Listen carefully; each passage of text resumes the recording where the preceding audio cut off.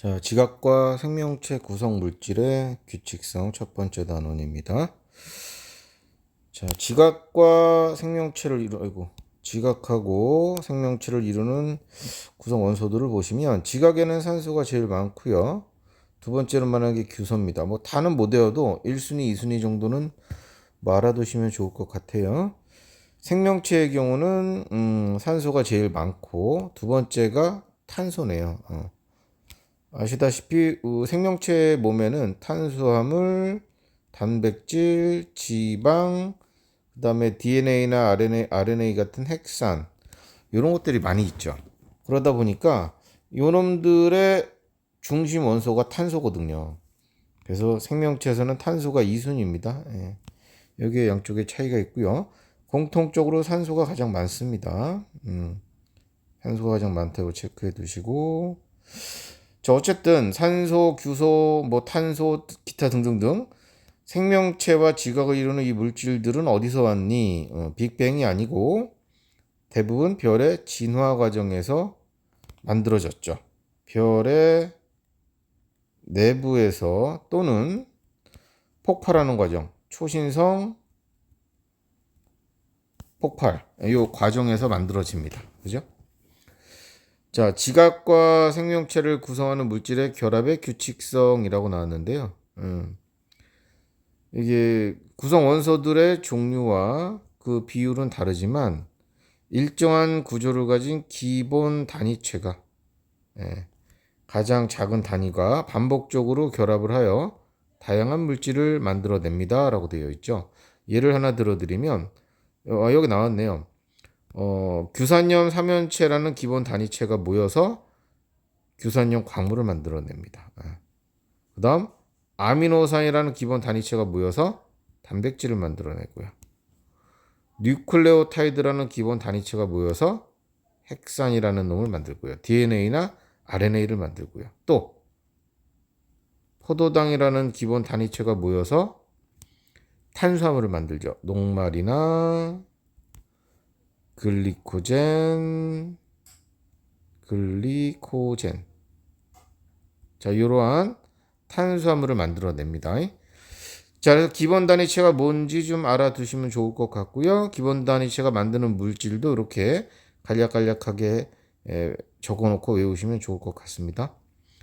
자, 그래서 그 다음에 B에는요, 기본 단위체가 어떤 물질을 만드는지에 대한 내용이 나와 있어요. 자, 규산염 광물은 어떤 놈이 모여서 만드니? 라고 지금 나왔는데, 앞에서 배우신 규소와 산소로 이루어진 삼연체가 기본 단위체입니다. 규소 하나에 산소 4개. 4개의 산소 원자가 이제 만나는 거죠.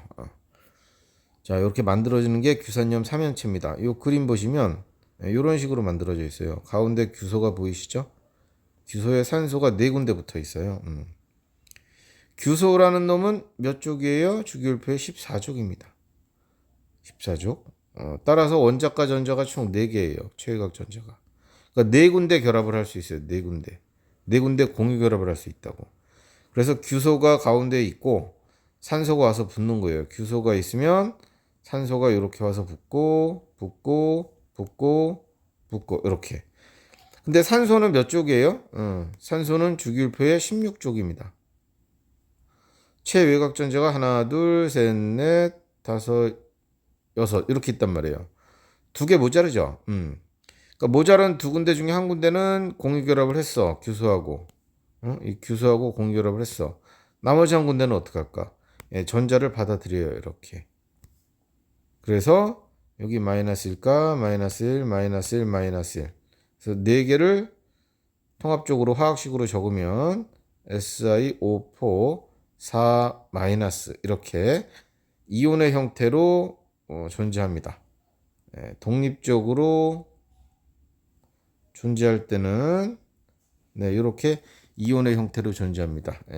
전하량이 마이너스 4가라는 거 참고하시고요. 마이너스 2가 아니에요. SiO4 4 마이너스 체크해 두시면 됩니다. 이러한 삼연체가요. 이제 이온의 형태로 존재할 수도 있고 다른 삼연체하고 계속 결합을 할 수도 있거든요. 그게 이제 다음 페이지에 나오는 거예요. 야, 규산염 광물의 결합을 보시면 여기 나와 있죠. 규산염 삼연체는 음전하를 띠기 때문에 다른 양이온과 결합하거나 양이온, 마그네슘 이온이나 철 이온 등 이런 놈들하고 이온 결합을 할 수가 있고요. 이온 결합을 하지 않는 경우는 다른 삼연체와 산소를 공유하면서 공유 결합을 합니다. 연속적으로.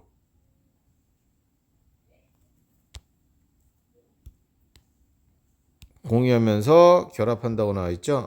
연속적으로 결합을 하게 됩니다.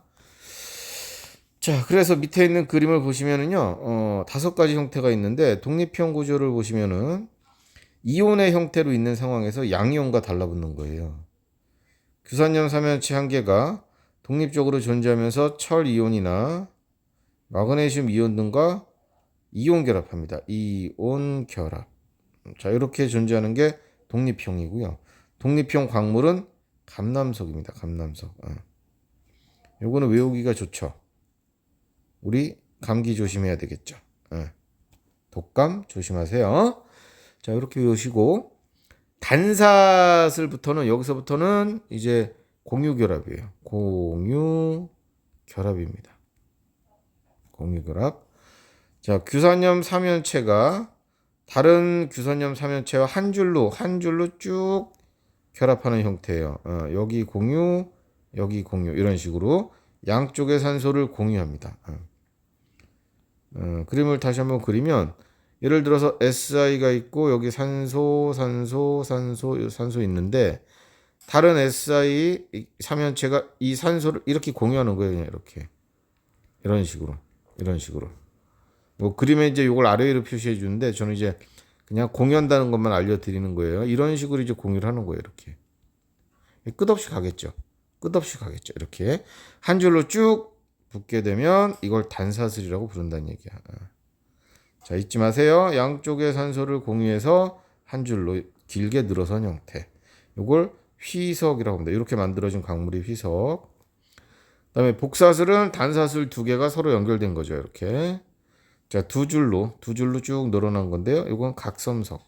자, 그림 보시면 무슨 구조인지 알아두시고 그 구조에 해당되는 광물이 뭔지 외우시고 이렇게 연결해서 외우시는 거예요. 그 다음에요. 두 줄도 아니고 이 계속 붙어서 어떻게 되는 거야? 하나의 얇은 판이 만들어지는 거. 하나의 얇은 판이 만들어지는 걸 판상구조라고 합니다. 규산염 삼연체에서 산소 몇 개를 3개를 산소 3개를 다른 삼연체하고 공유해서 판 모양으로 얇게 펼쳐진 형태. 이걸 판상구조라고 하고요. 판상구조의 대표가 바로 흑운모예요. 흑운모. 자, 복사슬은 각섬석, 판상구조는 흑운모 외우시고 그 다음에 마지막 거 망상구조는 입체구조입니다. 입체구조. 규산염 삼연체 산소 4개가 서로 모두 주변에 있는 애들하고 공유결합하고 있습니다.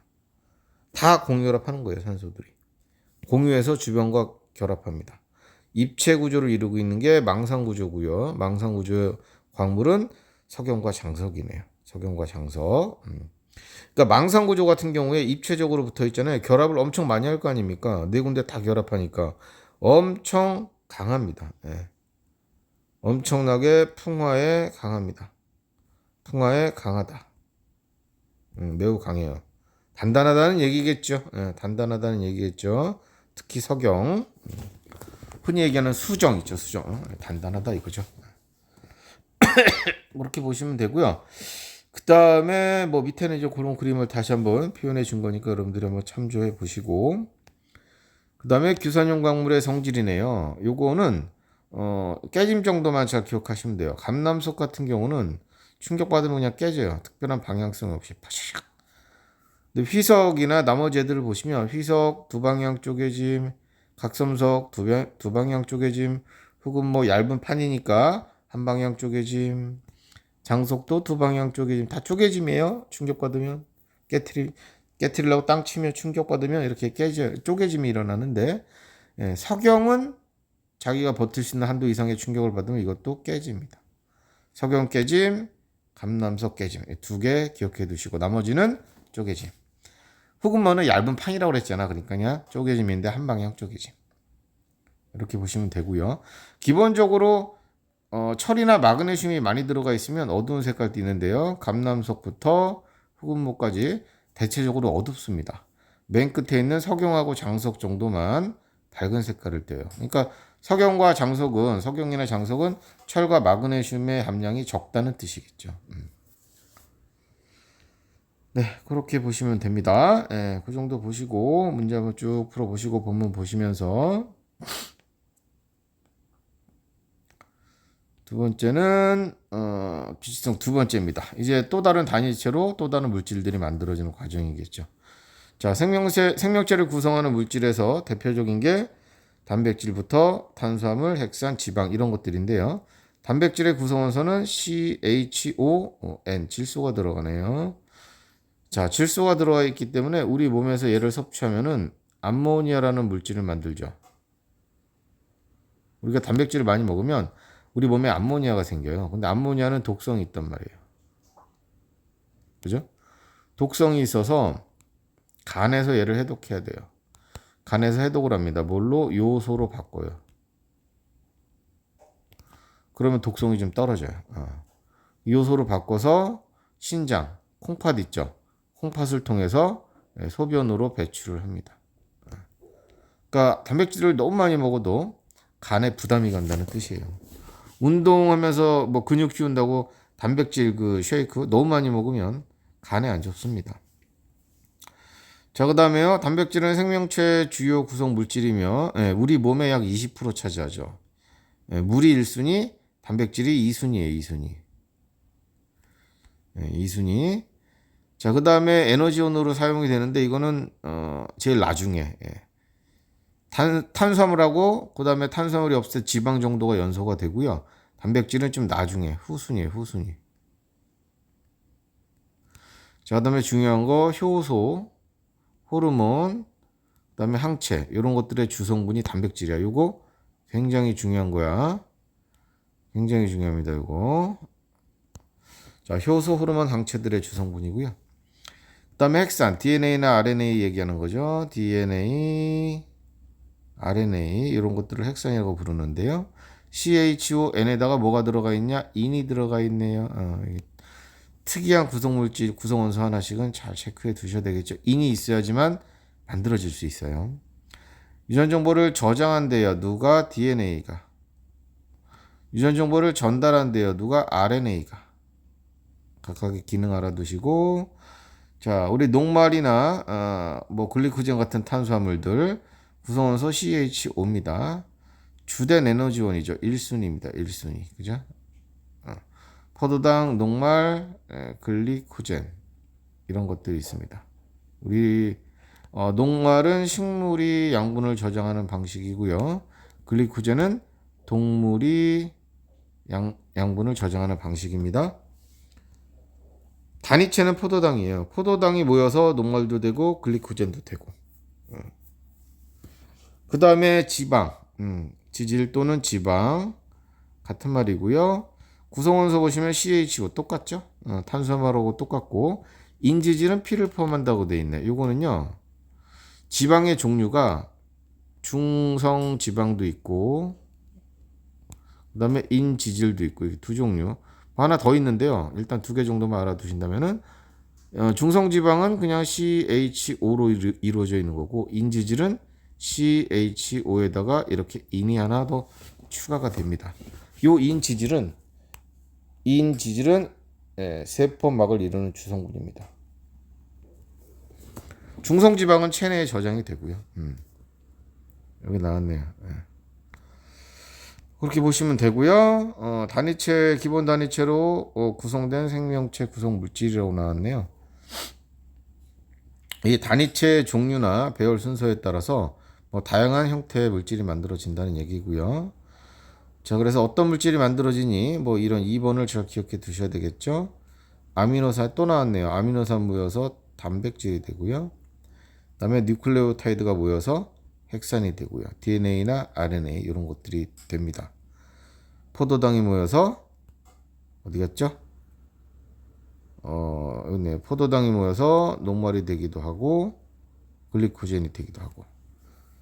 잘 기억해 두시기 바랍니다.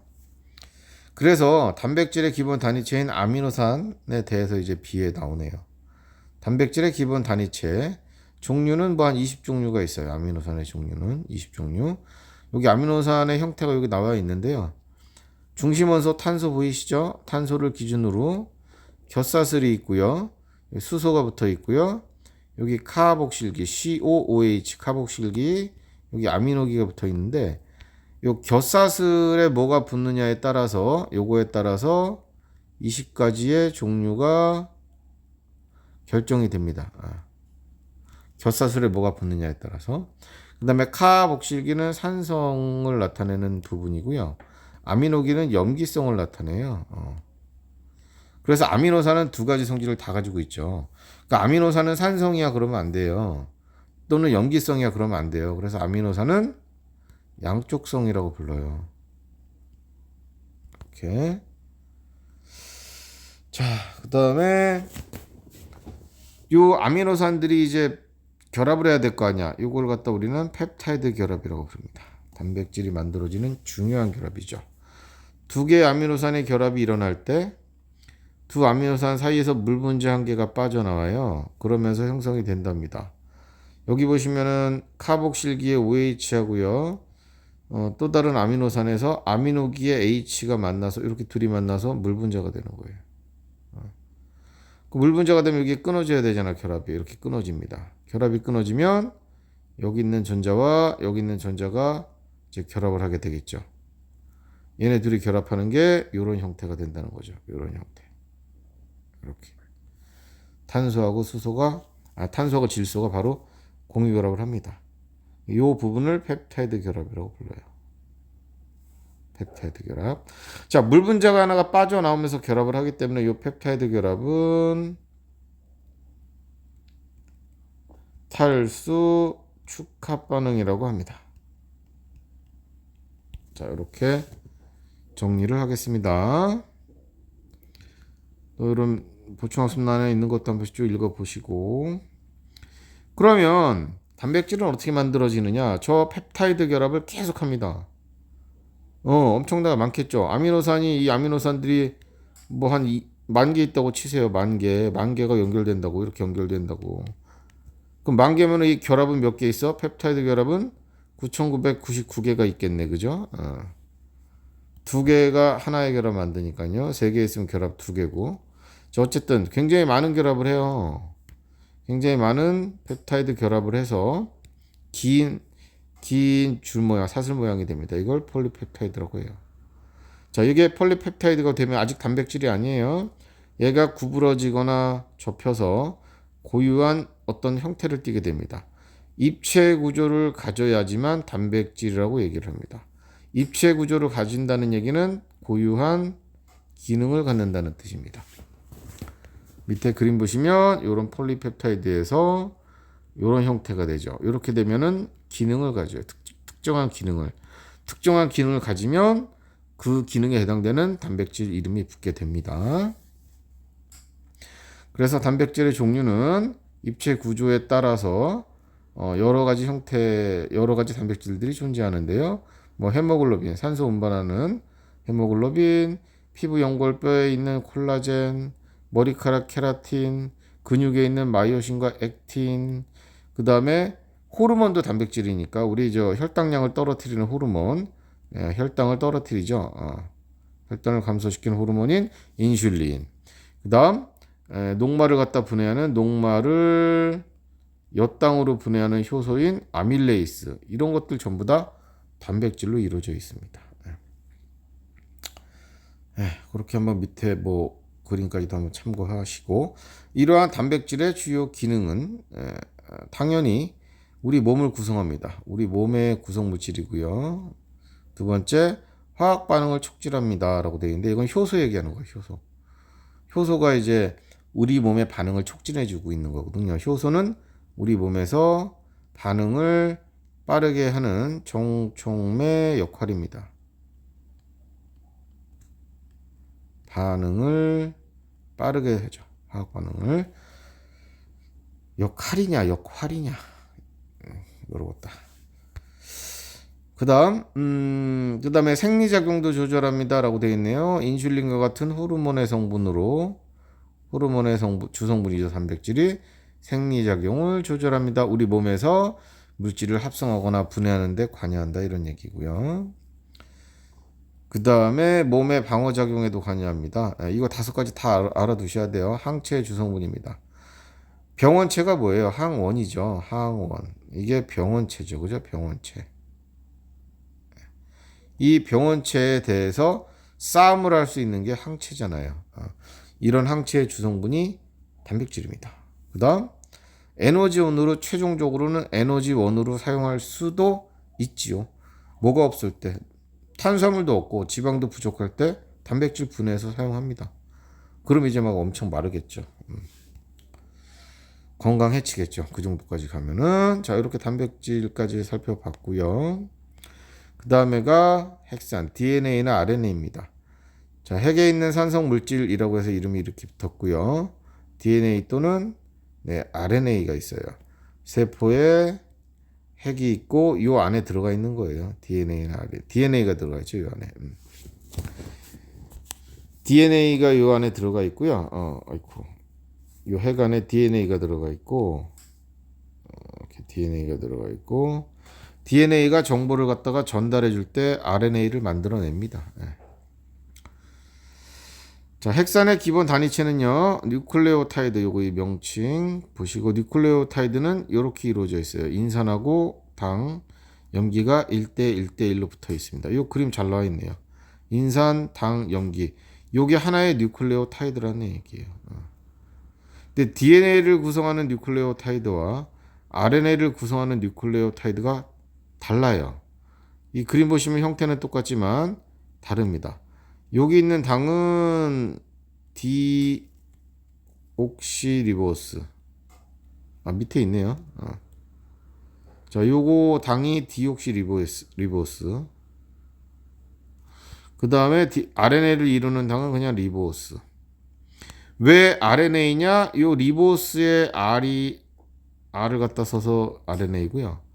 디옥시리보스의 D를 써서 DNA인 거예요. 디옥시리보스는 리보스에서 산소가 하나 빠진 겁니다. 산소 하나 빼면 디옥시리보스예요. 영어로 D 빼다 옥시즌 산소 하나 빠진 게 디옥시리보스. 자, 일단 당이 다르죠. 그 다음에 여기에 들어가는 염기 종류도 양쪽이 똑같지가 않아요. 아데닌, 구아닌, 사이토신, 타이민 요 4종류의 염기가 들어올 수 있는데 한 개씩. 그다음에 RNA 같은 경우는 아데닌, 구아닌, 사이토신 그 다음에가 우라실이 들어옵니다. 우라실 이렇게. 그래서 DNA를 구성하는 뉴클레오타이드는 총 4종류. 여기 있네 4종류. RNA를 구성하는 것도 4종류입니다. 그래서 DNA, RNA 얘기 안 하고 뉴클레오타이드는 몇 종류니 물어보시면 8종류가 있는 거예요. 8종류. 뭐 그렇게 보시면 돼요. 각각 물어보면 4종류씩이라고 대답하시고.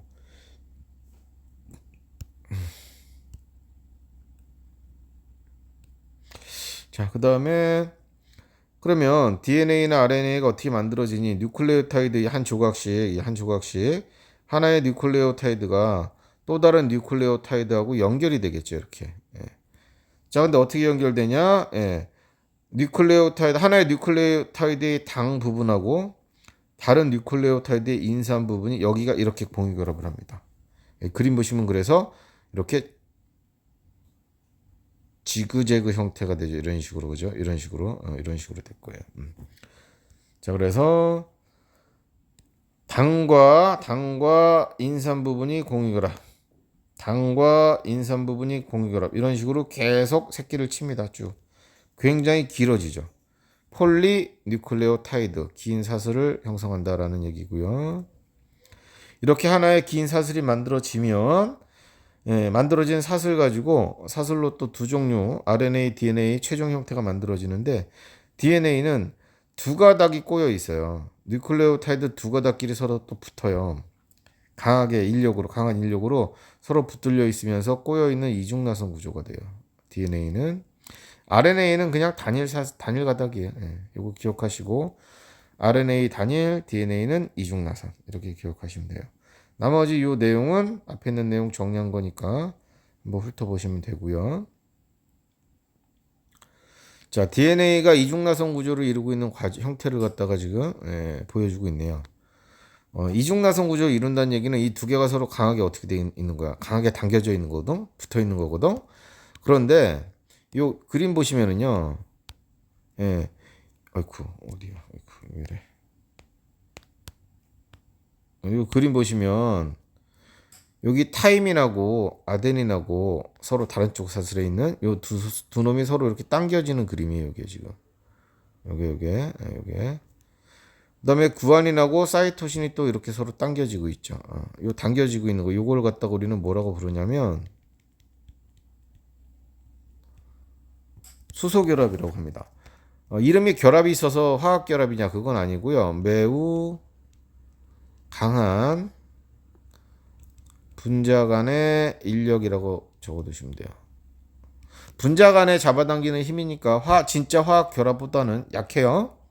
그런데 일반적인 분자 간의 인력보다는 세가지고 이름이 수소 결합이라고 붙어 있고요.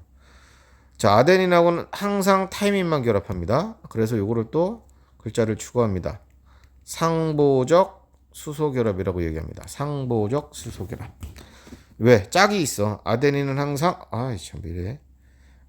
아데닌은 항상 타이민하고만, 구안인은 사이토신하고만 이렇게 연결이 됩니다.